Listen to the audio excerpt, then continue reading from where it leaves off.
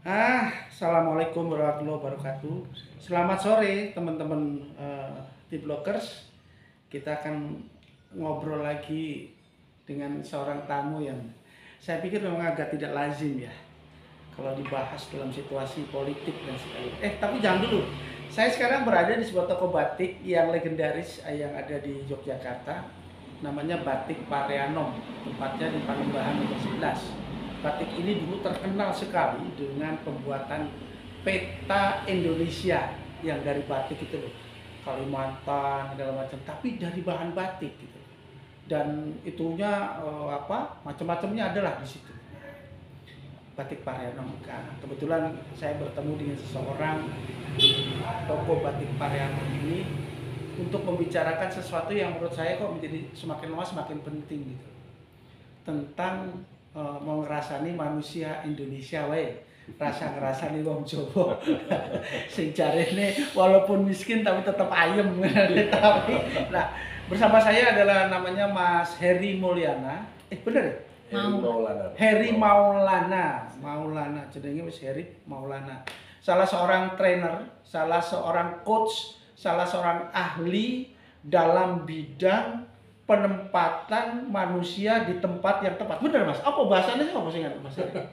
Ya, kita mencoba untuk cari kekuatan orang, kemudian di tempat yang pas sesuai kekuatan itu. Cari kekuatan orang ya? Kekuatan, ditaruh tempat yang pas. Bukan cari kelemahan terus disiarkan gitu. Aib ya. Loh, sekarang ini hati-hati di tahun politik loh, teman-teman sekalian. Iya. 2023 loh Mas. Orang tidak dicari kekuatannya Mas, iya. Tapi dicari kelemahannya, ditaruh di tempat yang pas. Gitu. Iya. Biar mudah diserang Pak. Biar mudah diserang. Tapi alhamdulillah, perjalanan. Nanti aku ngomong soal politik lah. Tapi orang-orang di dalam partai politik itu juga unik gitu loh. Iya. Tetap konsisten. Sekarang ada ketua-ketua partai itu yang umurnya di atas 70 tahun. 60 tahun lebih ada loh Mas, tapi dia konsisten di partai politik gitu. Iya.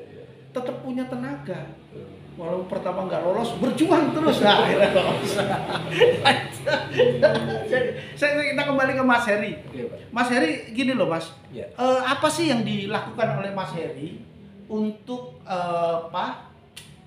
menceritakan atau memberi informasi kepada orang yang berkepentingan terhadap right man in right place itu? Apa yang dilakukan oleh Mas Heri? Untuk kepentingan apa, Mas? Sebenarnya selain kepentingan produktivitas lembaganya,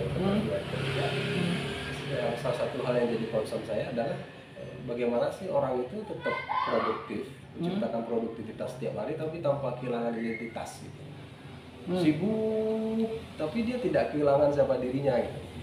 Karena saya banyak sekali menemukan di luar sana yang bertahun-tahun, 20 tahun dia berkarir di sebuah lembaga, instansi. Setelah pensiun dia akhirnya sakit, kemudian post-mortem syndrome dan sebagainya. Itu menurut saya itu adalah karena dia selama ini kehilangan identitas dalam bekerja. Kehilangan identitas ya? Identitas gitu. Nah, itu yang saya sebut dengan menemukan kekuatan, kemudian dengan kekuatan itu dia bekerja. Terus, kan bisa cari identitas lain Mas? Enggak ya? Nggak bisa ya? Boleh. Itu KTP ya Pak ya? Identitas di partai lain maksudnya. Tetap ke sana ya tadinya. Ya maaf. Ini tahun politik. Tapi ini menarik Mas. Bagaimana tadi tidak kehilangan identitas? Produktivitas tetap tapi tidak kehilangan. Mas Heri ini lulusan S2 di Universitas Negeri Yogyakarta. Tahun berapa Mas lulusnya? Kalau itu S1-nya Pak, S1 2008 lulus. 2008 lulus. Nyambung di S2 Universitas Negeri Jakarta. UNJ. Rawamangun. Wah, untung nggak sekarang Mas. Gimana? Nanti kalau sekarang itu UKT-nya bisa bikin orang pusing. Iya, malah bener Pak. Kasus lu. Nah, ini cuma cerita saja. Kebetulan lagi rame di kita semua itu tentang isunya uang kuliah tunggal di UNJ yang menimbulkan masalah gitu. Tapi itu kasus ya, artinya ramai di pemberitaan. Iya. Mas ini dulu UKT? Saya belum Pak. Oh, belum UKT ya? Belum. Aman. Baik. Mas, kembali kita begini Mas. Maksud saya begini ya. Jadi kalau perusahaan itu ingin merekrut pegawai, organisasi ingin merekrut anggota atau istilahnya profesional yang bekerja di situ, dia harus melewati serangkaian tes yang bisa menempatkan dia pada tempat yang tepat, begitu ya Mas? Iya. Atau gitu? Bukan? Ya, betul. Ya karena pasti perusahaan pengen dapat yang terbaik kan Pak. Tapi biasanya kalau orang melamar pekerjaan pasti ketika wawancara dia selalu menunjukkan sisi positifnya. Nah makanya dengan semacam tes ya, tes kepribadian itu kita tahu dulu di awal nih. Jangan sampai ketika wawancara kita terjebak yang manis-manisnya aja. Jadi perlu ada semacam mekanisme ya dari perusahaan itu untuk tahu nih latar belakang orang ini.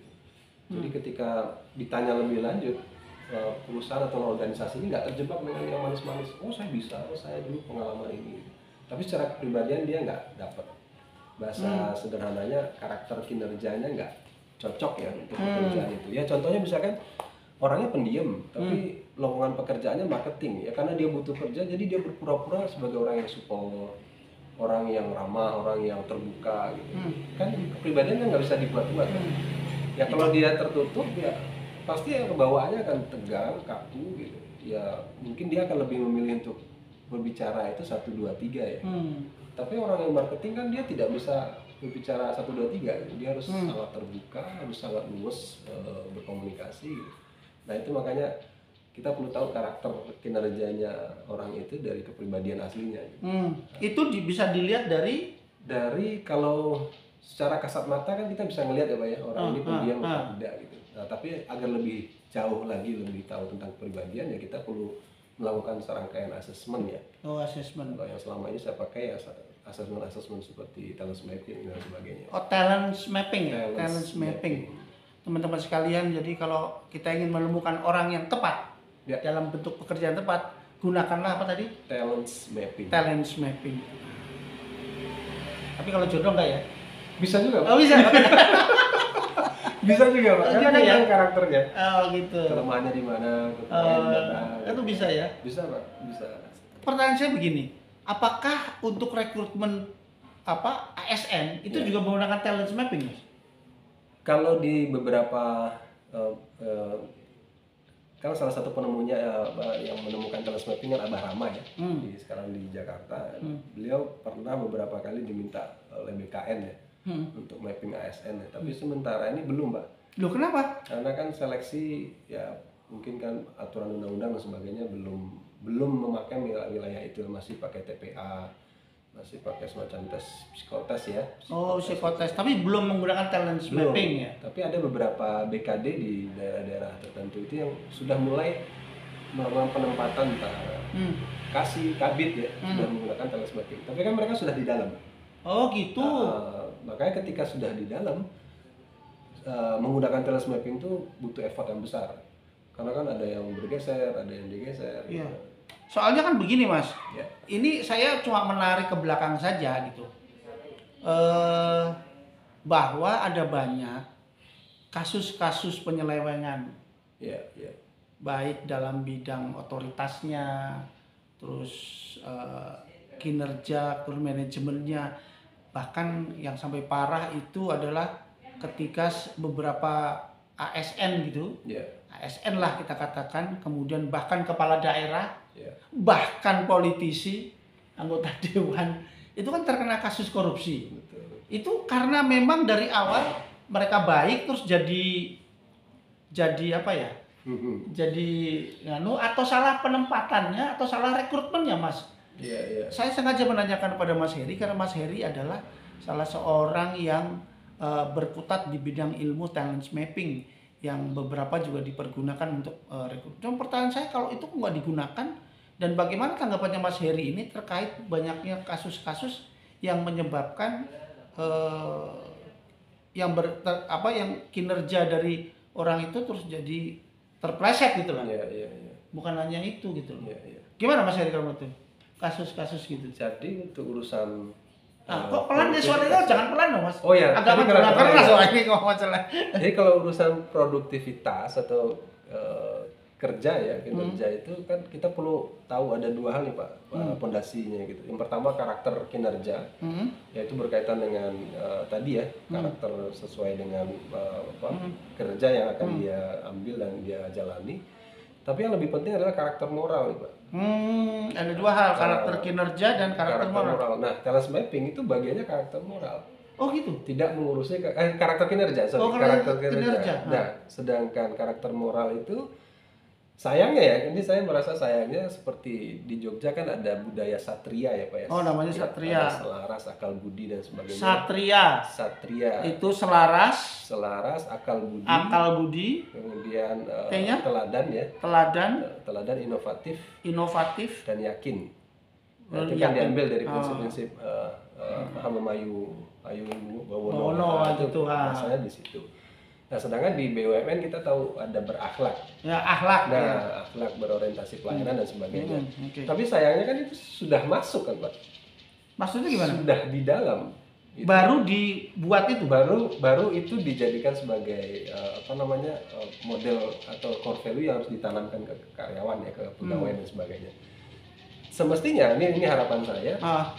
Core value dan budaya-budaya itu kan itu ada di sekolah-sekolah, Pak, di kampus-kampus. Oh gitu. Nah, kalau seandainya kita masih melihat, ya kita perlu jujur ya melihat realita di lembaga pendidikan kita kan masih mengejar nilai misalkan, mohon maaf ya masih mengejar nilai. Nah, nanti ketika mereka sudah lulus ada missing link di lembaga pendidikan tidak disentuh budaya-budaya tadi, kemudian ketika kerja mereka kaget dengan itu. Akhirnya apa? Akhirnya karakter kinerjanya iya dapat karena ada kompetensi di situ. Tapi ketika mereka jauh sekali dengan konteks karakter moral untuk menyelamatkan mereka dari kasus-kasus itu, ya akhirnya mereka terpeleset dari situ. Nah, ya selain berbicara soal sistem ya Pak. Ya enggak, sekarang gini, kalau masalah karakter moral gitu apa yang harus dilakukan? Dan bagaimana mengimplementasikan karakter moral itu bagi teman-teman ASN mungkin, kemudian kader-kader partai politik mungkin, itu gimana Mas? Kalau saya secara prinsip ya Pak, saya lebih cenderung orang-orang yang sementara ini memegang kekuasaan di atas sana ya. Saya berharap bahwa mereka menampilkan sisi yang memang karakter moral yang kuat, yang kan mereka jadi tontonan nih Pak. Jadi tontonan. Nah, saya khawatirnya, yang saya khawatirkan mereka jadi tontonan, tapi yang ditonton oleh generasi muda itu yang berbeda dengan yang diharapkan gitu. Gitu. Makanya ketika ada kasus muncul, itu kan pikiran mereka anak-anak muda ini ketika mereka sudah masuk ke jabatan tertentu kok akhirnya korupsi, akhirnya mereka punya pikiran kok sama aja sih gitu. Mereka merasa pesimis ya, bahkan mereka jadi bahan lelucon ya, ejekan ya. Itu yang saya khawatirkan. Akhirnya kan kita perlu menjalankan sebuah sistem yang sangat masif kan Pak, dari bawah maupun di atas. Tapi saya khawatir yang ditekan hanya di bawah nih Pak. Maksudnya Pi? Ya yang diharapkan untuk menjadi orang-orang santun kan di bawah Pak, sedangkan di atas santai Pak. Wah, ini kata-katanya perlu pencernaan teman-teman. Jadi yang diharapkan jadi orang baik itu hanya yang di bawah tok. Yang di atasnya kalau dalam bahasanya partai politik, kader-kader di bawah itu harus bagus gitu ya. Iya. Tapi elit-elitnya santai-santai aja. Ini mungkin pendapat mungkin subjektif gitu. Subjektif ya. Tapi ya objektif ya. Iya. Ini tahun politik masih apa-apa. Tapi menarik itu. Ada tuntutan misalnya termasuk di perusahaan-perusahaan juga gitu mungkin ya. Untuk di level bawahnya dituntut banget dengan itu, tapi tapi iya betul Mas, begitu ya. Apa itu budaya bukan? Budaya kita bukan? Warisan kolonial gitu kan, warisan kolonial. Saya khawatir terlalu jauh ya, tariknya ke gitu. jauh ya. Gitu. Yang saya khawatirkan adalah memang ini bentuk dari kejenuhan mereka ketika selama berada di jalur pendidikan itu yang hanya asupannya yang dapat hanya tekanan pendidikan akademik ya. Nah, kita tahu ketika anak-anak SD bahkan TK itu sudah dipaksakan untuk belajar membaca dan sebagainya. Kita bisa membayangkan orang yang sudah tertekan dari awal itu kan ketika sudah dewasa dia akan mencari exit prosedur ya. Ibaratnya ketika anak-anak kecil kehilangan masa main ya, kita bisa bayangkan dia akan mencari masa main itu di masa dewasa. Oh gitu ya. Jadi engkau dolannya kan mainnya ketika dia sudah di sana, khawatirnya kan begitu. Ini saya jadi tertarik menggarisbawahi ucapannya Mas Heri ini adalah ada tekanan akademik gitu. Emang harus ditekan-tekan itu orang menimba ilmu gitu.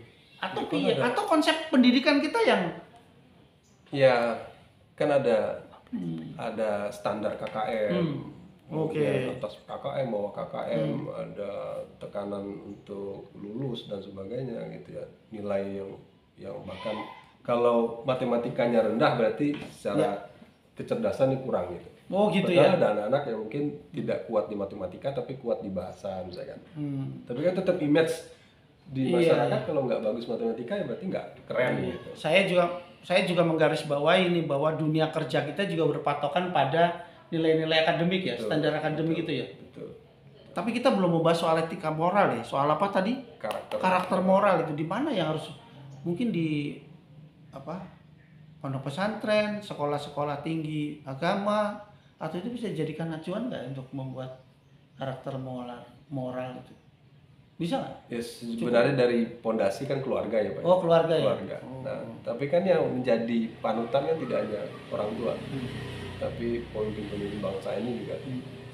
Saya berharap itu jadi tontonan yang menarik untuk melahirkan generasi yang bermoral tadi. Baik, generasi yang bermoral. Ya. Bermoral apa?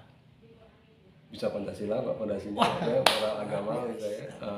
Bagi saya Pancasila itu sudah mencakup semuanya. Oh ya. gitu ya. Bagi saya sudah mencakup semuanya. Tidak perlu mencari akar moral yang lain. Gitu. Oh gitu ya. Iya. Siap. Merdeka. Baik. Teman-teman tim blockers, ini perbincangan ini sedikit ngawur ya. Maksud saya ngawur karena fokusnya lebar banget dan kita yang di subjeknya yang dibahas juga manusia kita ini yang juga punya banyak kompleksitas persoalan dan sistemnya bagaimana. Tapi anyway untuk teman-teman ngopi atau segala macam yang gue refresh lah di tahun politik bersama Mas Heri Maulana, salah seorang coach atau trainer yang berkecimpung bagaimana membuat orang itu menjadi tepat di tempat yang tepat. Right man in right place. Kalau tempatnya pas di merah, kuning, biru atau hitam emas ya. Baik, itu cuma sekedar joke saja. Terima kasih teman-teman di Blocker, sampai ketemu lagi. Salam